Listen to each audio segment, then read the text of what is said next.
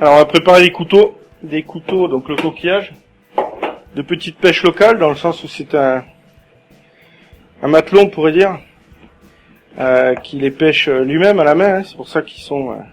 voilà. J'adore ce type de produit. Alors là, ils sont un petit peu endormis parce qu'on les avait au frais, mais dès qu'on les tripote un peu, vous voyez que ça bouge. Voilà. On va les cuire, ce qu'on pourrait appeler à basse température, mais c'est facile à reproduire à la maison parce qu'il n'y a pas de température précise, hein, vous allez le voir, c'est relativement simple. En amont, donc, comme je vous l'ai dit tout à l'heure, nous aussi on travaille des télines, on travaille des moules en ce moment aussi, et puis bien sûr des poissons frais, dans lesquels, si vous voulez, on récupère les arêtes, on fait classiquement un fumet. Ce fumet, on le corse avec un petit peu de cuisson de téline, un petit peu également de cuisson de moule, légèrement, ça va être très salé. Et donc on obtient un bouillon, on pourrait dire un bouillon à fumet, qui est ici. D'accord. Voilà. On va juste le faire chauffer jusqu'à ce qu'il frémisse. Voilà, d'accord. Pendant ce temps-là, on va prendre les couteaux, on va les mettre idéalement dans un récipient en inox. Bon là, comme pour la démo, on fait une petite quantité. Je vais prendre plutôt un bac plastique comme ça.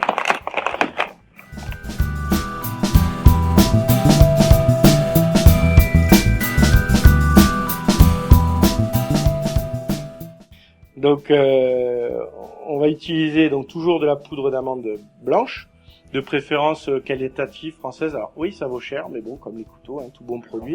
De la chapelure classique, qu'on peut même faire chez soi. Enfin bon, rien de très compliqué. On va également utiliser une huile d'olive ou citron frais. C'est pour ça que j'ai mis un citron pour illustrer. Ça se fait de façon très simple. On prend des citrons bio. On retire la peau, juste la première, qui est pas le blanc, qui donne l'amertume, et on fait infuser dans de la bonne huile d'olive ces peaux de citron. Ensuite, on a de l'ail. Donc là, ce que j'aime bien faire aussi, c'est ce qu'on appelle de l'huile d'ail, toujours dans le même esprit d'infusion.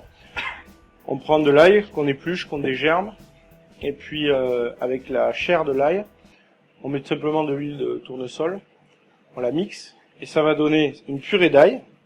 Et pour finir, du persil plat. Hein. On a également du poivre du moulin, dont je vous ai pas parlé. Le sel, on oublie, c'est pas la peine.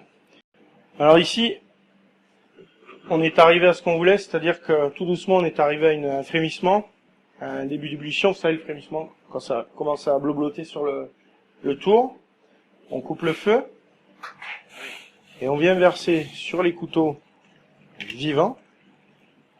Regardez, hop, qui bouge à l'intérieur. Vous allez me dire, c'est un peu cruel, mais la cuisine est cruelle. Il s'ouvre. Voilà, il s'ouvre. Oui, voilà. Oui. On va vite, très rapidement, venir filmer cette préparation.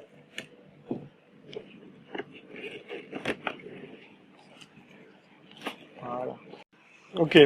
Donc on a nos couteaux qu'on a sortis de la cuisson, qui en principe se sont ouverts tout seuls. Malgré tout, là on le voit très bien.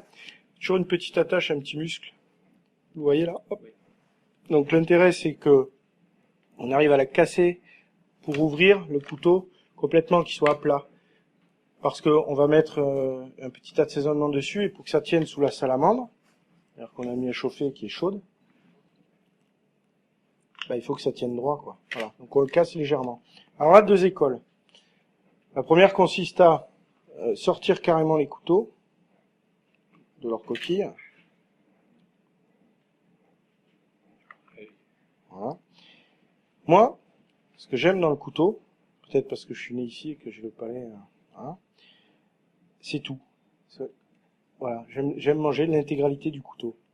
Il y a certains, en revanche, qui éliminent la partie ici, la partie noire. C'est un petit peu plus fort. Également ça aussi. Voilà. Moi, j'aime bien manger le couteau dans son intégralité. Voilà. Mais bon, si vous souhaitez l'enlever parce que vous aimez pas ce côté un petit peu fort, à ce moment-là, à le défaire, autant l'émincer. C'est d'autant plus pratique à manger avec une cuillère. Nous, on a choisi de les laisser entiers parce que le principe du restaurant, c'est qu'on fait des petites entrées à partager et à manger éventuellement avec les doigts. Donc, quand le couteau est entier avec sa farce, on est quasiment obligé d'utiliser les doigts. On vient placer donc ces couteaux directement sur la plaque qui va aller sous la salamandre, ou donc sous le grill du four. Voilà. Et donc là, on va d'abord mettre l'huile d'olive citron.